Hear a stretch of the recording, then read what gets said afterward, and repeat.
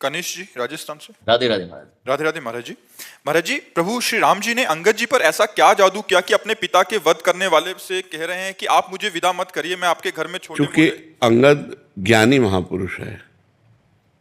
अज्ञानी पुरुष ये देखता है कि ये मेरा पिता है, ये माता है। वो ज्ञानी पुरुष देखता है कि ये धार्मिक है या अधार्मिक है। जब प्रहलाद जी को श्रृंगार करके कयाधु जी ने भेजा हिरण्यकश्यप के पास, तो साष्टांग दंडवत की और पिताश्री कह के संबोधन किया। लेकिन गोद में बैठालने के बाद पूछा, बेटा तुम्हें सबसे अच्छा क्या लगता है? तो उनका भगवान श्री हरि की नवधा भक्ति, श्रवणम कीर्तनम स्मरणम विष्णुपाद सेवनम अर्चनम वंदनम दास्यम सख्यात्मनिवेदन उठा के पटक दिया। मेरे दुश्मन का नाम लेता है तू शत्रु पक्ष का हो गया। तेरी ऐसी बुद्धि किसने बदल दी?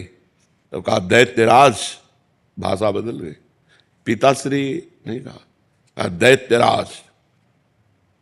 और भगवान दुलार कर रहे हैं और उनके चरणों में मस्तक रखे हुए हैं और हिरण्यकश्यप को गोदी में लेके फाड़े हुए बैठे हुए।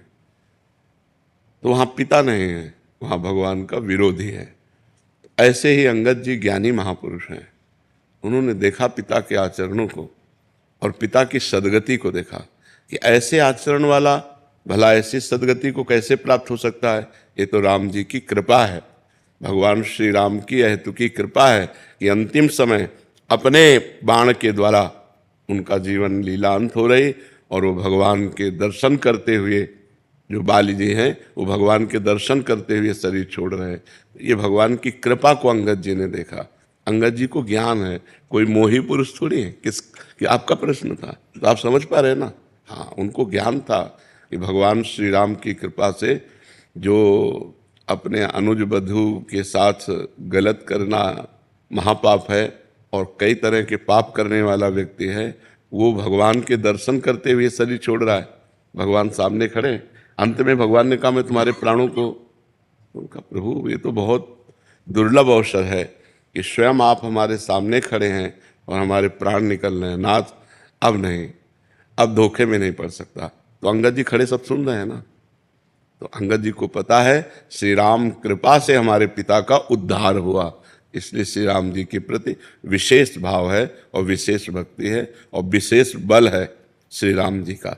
नहीं, रावण की सभा में ऐसे ऐसे वीर बैठे थे जो देवराज इंद्र समस्त शक्तियों का स्वामी है, उसको पिंजड़े में बंद करके जैसे पक्षी ऐसे बंदी बनाकर रावण के सामने डाल दिया करके मेघनाथ ने, इसलिए उसका नाम इंद्रजीत हुआ।